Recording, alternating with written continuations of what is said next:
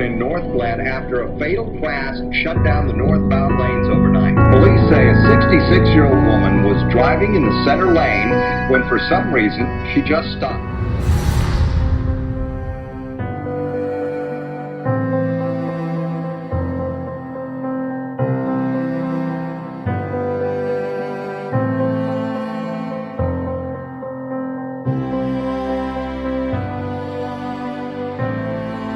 Learn to live again?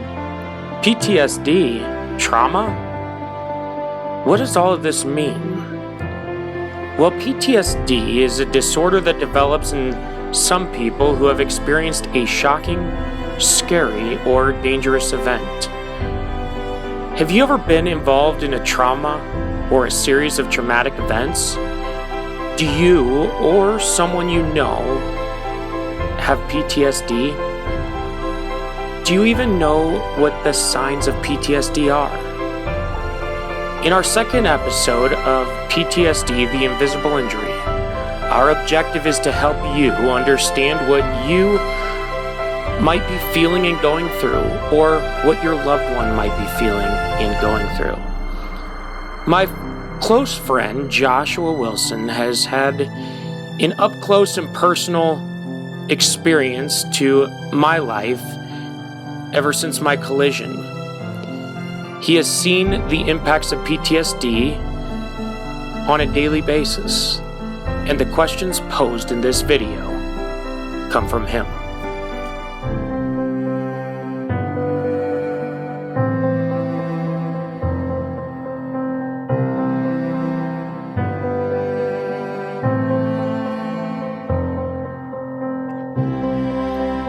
The feeling of being triggered is probably one of the hardest things to describe, because by the time your conscious mind understands that you've been triggered, many times it's too late to prevent the increase in anxiety which drives up your heart rate. But what happens is, and it's a slow progression, you're disoriented. In a moment, you can, and it's different for everybody, but for me personally, I lose visual orientation within space and time. I lose some of my auditory capabilities of hearing, of understanding my surroundings. It's almost like after you hear a loud gunshot or fireworks, or if you go to a concert that's too loud and your ears are ringing. I'm not sure if my ears ever really ring, but it's as though that's happening, and everything that you are taking in is distorted. I don't know if I lose most of my visual capability, but when I'm triggered, I feel as though I can't take things in. I'm seeing stuff, but the link from what I'm seeing to my brain processing it is either damaged or cut off. And that can be very alarming or disturbing, because one of the keys to managing a trigger is reorienting yourself within space and time.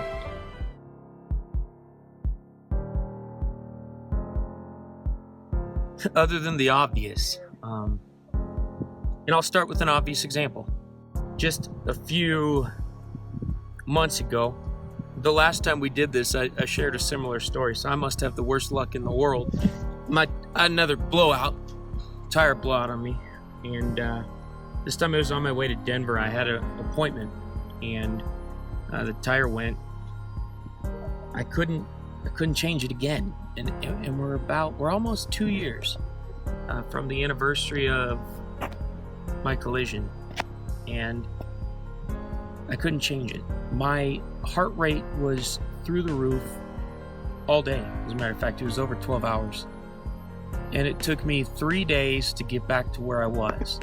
That day when I was triggered, that was the end of that day. I couldn't do anything, so I literally just laid in bed trying to keep my heart rate down.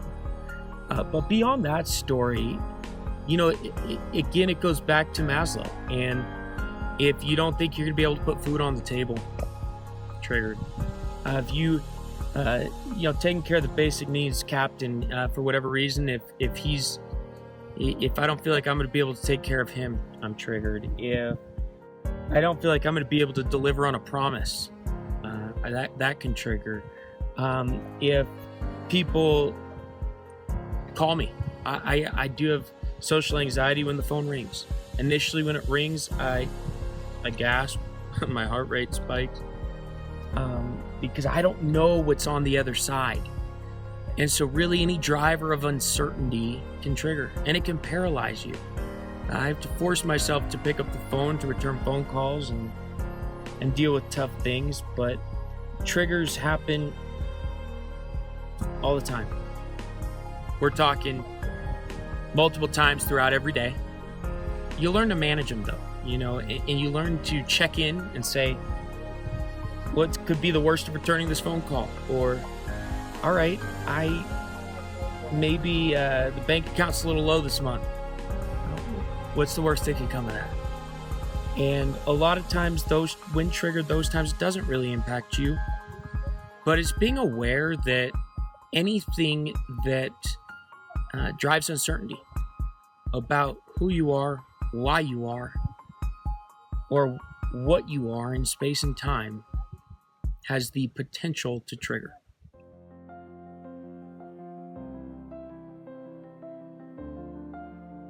Biggest shock.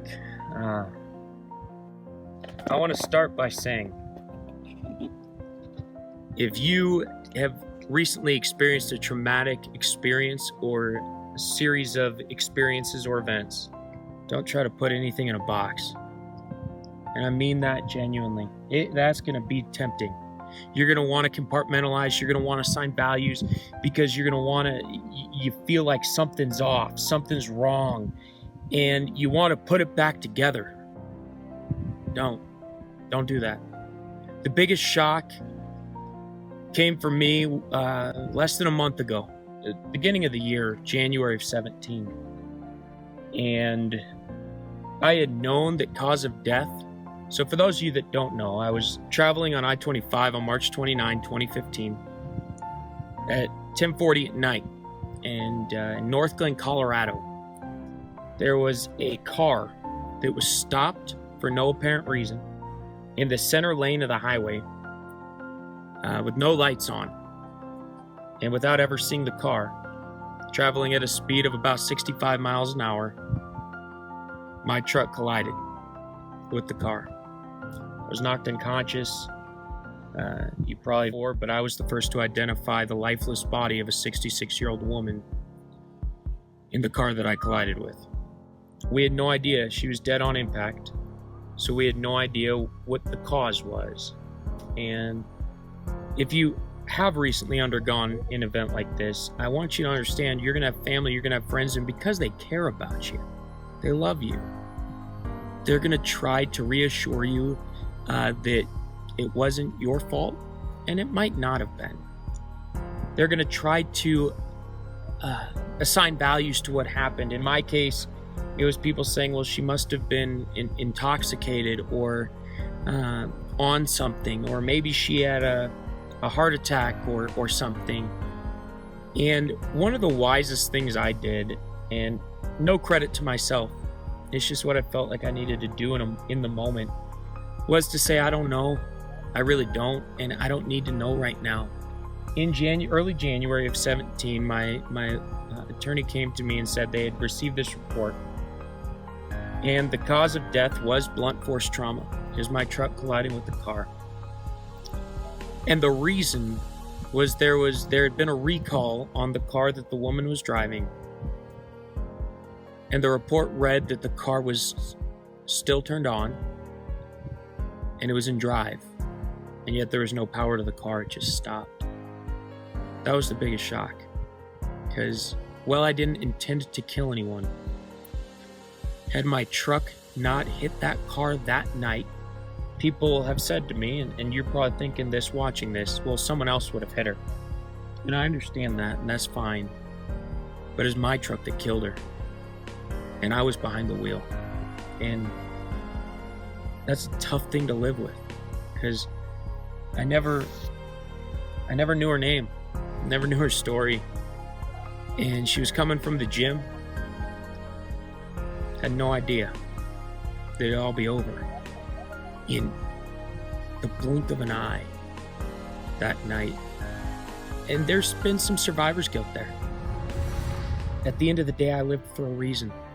And if you go through a traumatic experience and are blessed with the opportunity of life following, you lived for a reason.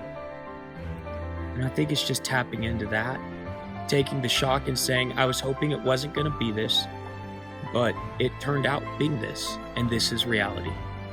Accepting it, embracing it, and figuring out how to pick up the pieces and move on one step at a time, 1 minute at a time, and 1 day at a time.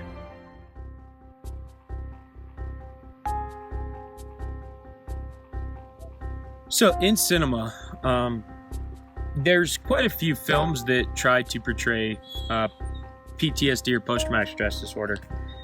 Most do it close, but really, for the most part, inaccurately. The best one is American Sniper. So the actor played by Bradley Cooper of Chris Kyle is sitting in his house in his living room. And I don't remember what triggered him, but he was triggered. And the shot shows him just staring at a TV, nothing on, but he's captivated by it. And then he goes outside and I forget, it was something with a dog.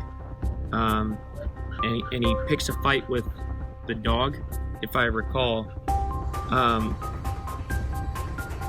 But that really captures it, because in that moment you're totally disoriented, you're flashing back. And for the best way to describe it is, for everybody watching that movie, there was nothing on that TV. But for Chris Kyle's character, there was.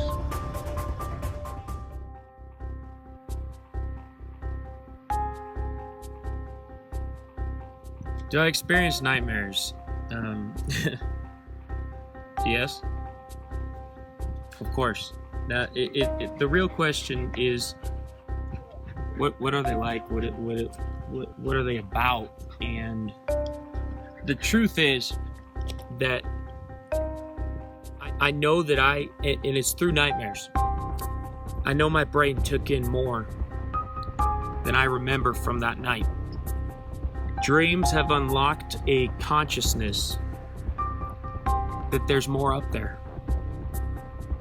That for whatever reason, and psychologists, they have answers for this, but I know there's more up there that I can't tap into, I can't reach. The file, if you think of it, a computer analogy, the file won't open, but the file's there and you can see the file. I have nightmares that are not related to the crash, about my safety, security, stability in space and time, that I know are informed from the crash.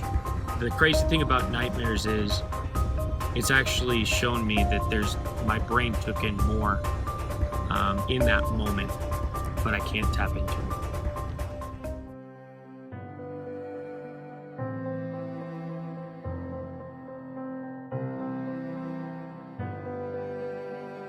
Captain, basically the coolest dog ever. And I know those of you watching this are going to say, sure, of course, he's your dog. And I get that. But to me, he's the coolest guy ever. He's my registered service animal. What he is, he's an anchor. The statistics are staggering of people that are diagnosed with post-traumatic stress disorder and people who become clinically depressed. This guy, he's the reason I'm not depressed today. He was the very real, very tangible picture of unconditional love. Feeding him and having to give him water and taking him out to outside to do his business gave life meaning. He gave me a reason to live. He's the picture of hope. Moving, into today, having him there, he's my rock. His presence is the stability in my life, because I know that I can get triggered and he's gonna love me. He's always gonna love me. And I've said before that when I decided to buy a little golden retriever puppy a couple of years ago, that I thought I was buying as a pet, was the greatest life choice I've ever made, and I stand by that decision. I never had any idea that he'd become my service animal, and I'll forever be grateful to Captain for his love and what he means in my life.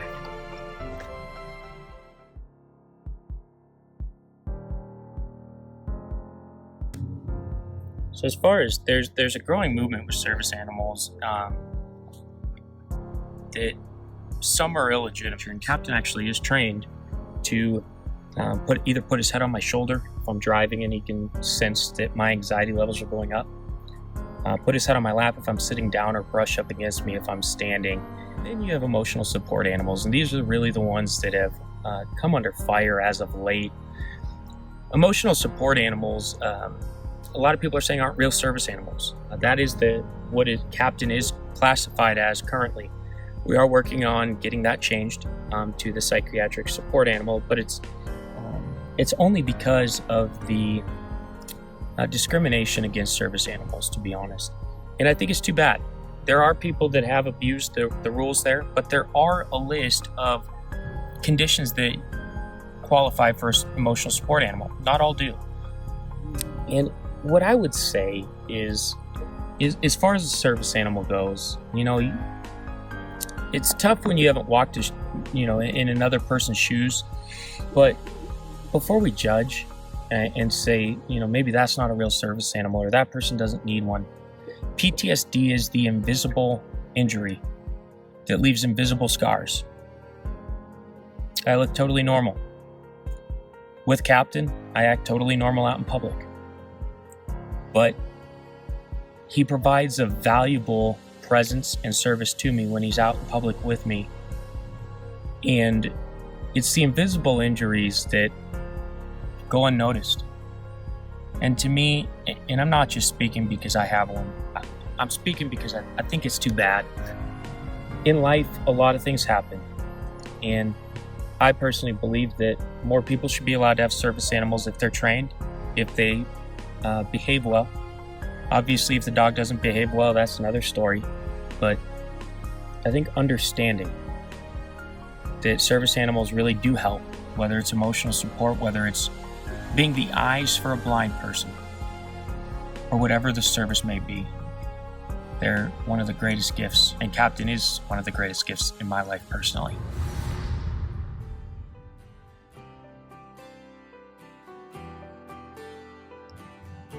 Can loved ones help? That's a question my loved ones have asked me.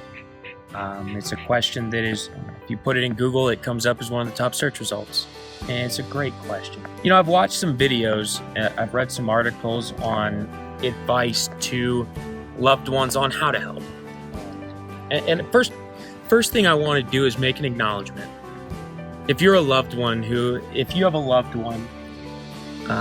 who experienced a traumatic situation or series of events in a small way, or maybe bigger than small, but that's been in its own unique way traumatic for you, I want you to know, as someone that lives with post-traumatic stress on a daily basis, I understand that. And to those people, and it's I'll be honest, it's fewer than I would have thought.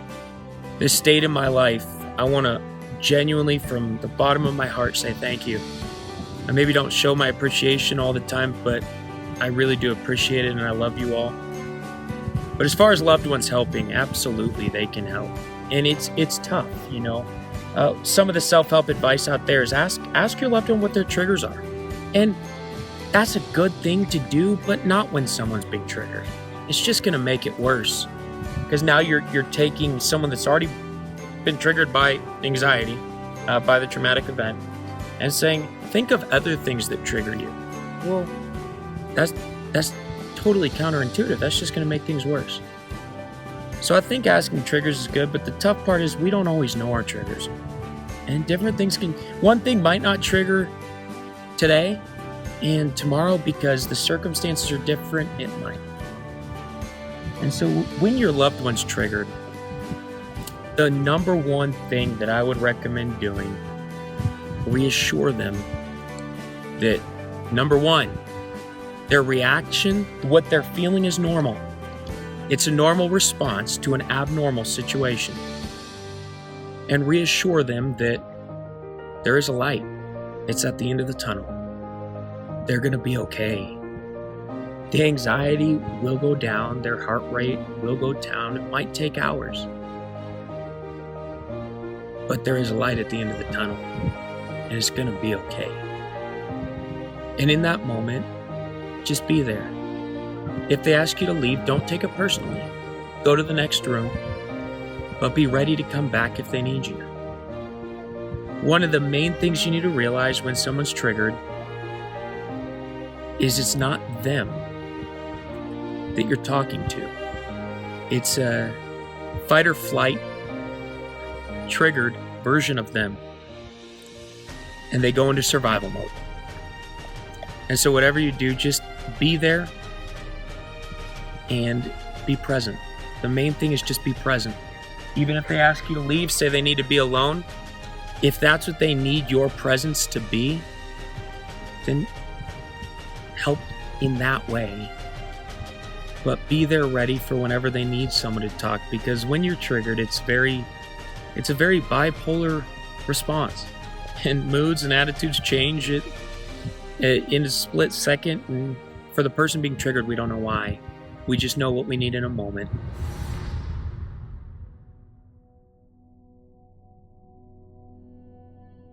That's a good question. I mean, before the crash, I loved to go snowboarding. Loved hanging out with friends, family, and very adventurous, open-spirited and spontaneous. Wasn't allowed to snowboard a year following the collision, so I got a pass this year as kind of a you made it kind of deal. And I've been up twice. And so to answer the question of how does it impact my social life, I would say significantly. You have to think through it when you're going to go hang out with friends, or you're going to go snowboarding, or you're going to do this or that, to make sure that you're going to feel safe, comfortable, and secure in that moment. And then also, if for whatever reason something were to happen, you have an exit strategy. One of the things with service animals is people assume they're with you all the time. But getting captain on a lift chair, that's going to be kind of tough. But there are times when if I want to go snowboarding, I got to make a tough choice because captain can't go on the mountain with me. All you can do is when you're invited to something, don't think about it too long. Weigh your options and commit. Commitment's liberating. Once you commit and you say, yeah, I'll do it, or no, I won't, you're not going to feel anxiety because you're in it.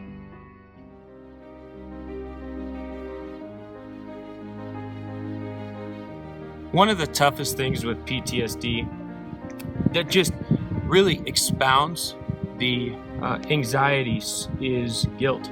One thing that I wish the public knew about was that when triggered, a person with PTSD is going to say things they're going to regret.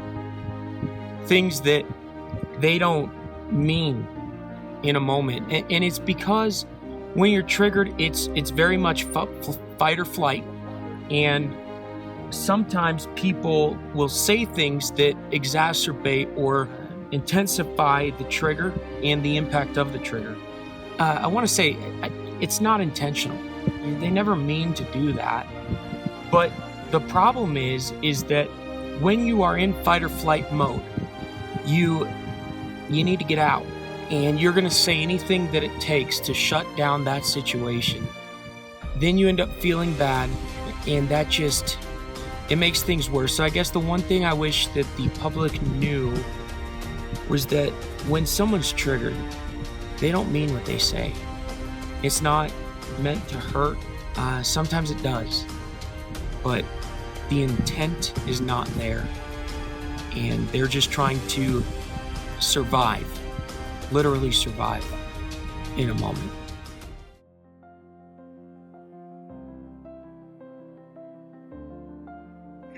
Coping mechanisms. We're one of them right now. Horseshoe Reservoir in Fort Collins, Colorado. This is one of my sanctuaries. Been for a long time. It's gained more importance in my life since the crash, but even through college. Fort Collins, or Horsetooth in particular, there's something about it. But as far as coping mechanisms go on a large scale, because obviously I can't always come here, one of the best coping mechanisms is finding an escape to a cliche term, your happy place. Whatever that means, whatever it means in a moment. One of the things that I find, and I would recommend, figure out what your why is. Figure out what drives you. Every decision that you make is informed by your why as an individual.